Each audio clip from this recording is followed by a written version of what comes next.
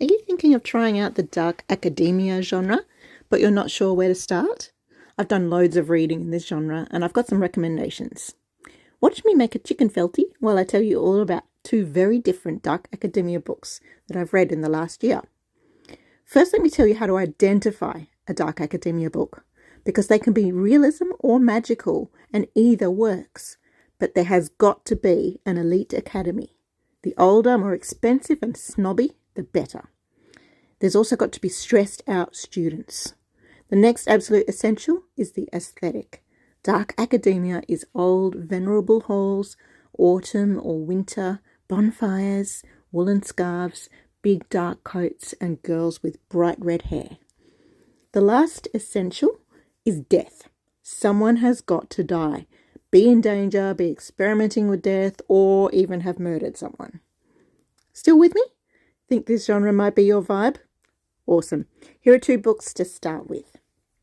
If We Were Villains by M.L. Rio is a real-world dark academia set in an elite drama academy where the handful of final year students are both devoted friends and long-term rivals.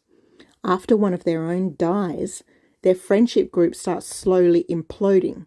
These students quote Shakespeare continually, which I personally loved.